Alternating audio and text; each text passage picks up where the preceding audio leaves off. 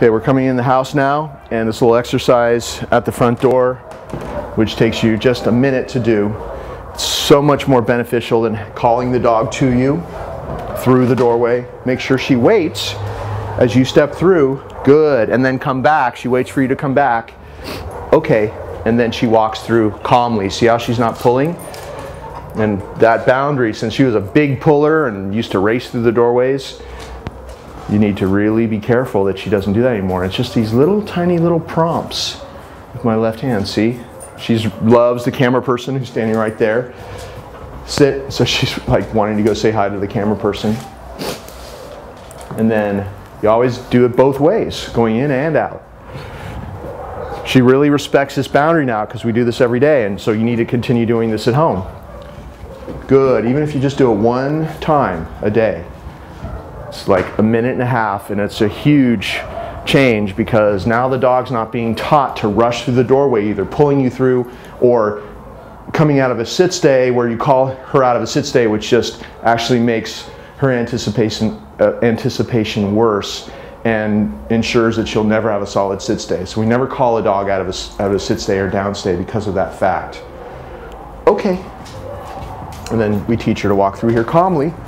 Come on, let's lead you this way. Sit.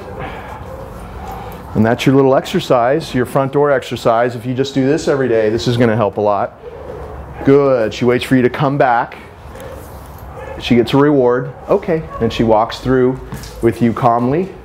And then now we're going to do the mat exercise. So I'm going to do a little left circle as I turn left to go close the front door. Have her sit in front of the mat. And then she loves her mat exercise, so I'm going to... No, she's barking at the camera person. So I'm going to pat her chest and go. Send her to her mat, down. She actually thinks she sees something behind in my kitchen. Good. But she needs to stick with the program. So if something like that happens, you just don't correct her. Good. Don't pop her or anything like that. Just continue on with the system, the routine. And all I'm doing is walking around, walking different places. Hey, forget about that. Good. Walking over here. Coming back.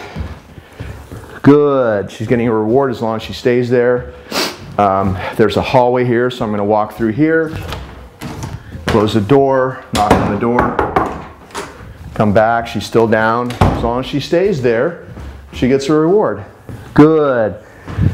So the whole point is that she has the focus now to stay in a downstay wherever you go. And as you know, her problem was not being able to focus on anything. And you even see the leftovers after 3 weeks of what she is still, to a certain extent, of being distracted by anything. It could be anything. It could be a leaf falling from a tree or something strange, like she's barking at a chair that's not usually there that I moved for the video. Good. She's not used to seeing the chair there in the kitchen. So anything could make her bark because she's still, she still is reactive to a certain extent, but she's way good. She's way different than she used to be, way better in just 21 days. So just think how good she'll be in 3 months, because this is after 3 weeks. So keep doing these things. She can stay in a downstay when I leave the house now. And all I have to do, if I'm going to do something difficult and I want her to stay on her mat or stay in a downstay, I just remind her, and it's okay to say it again, down. So I go outside, knock on the door. Good. That's usually something that triggers a dog to get up. Good is knocking on the door. So you always want to practice that. Now I'm going to bump it up a notch. I'm going to knock on the windows and the doors. Down. We go over here to the windows, bang on the windows, bang on the door. Good. And she's still there. She gets a big reward for that. Good. See how she waits? I don't know if you saw that. If she starts to crawl off the mat, see how her foot is just slightly off the mat? All you have to do is just kind of walk directly into her and she will back up. Worst case scenario, you just kind of touch her top of her paw with your foot. You don't want to smash it or hurt her, but just touching it and she'll pull back because you want her to stay on the mat. Good. You see how she waits? Can you see this? Belinda, can you see? See how I'm giving her the food overhand?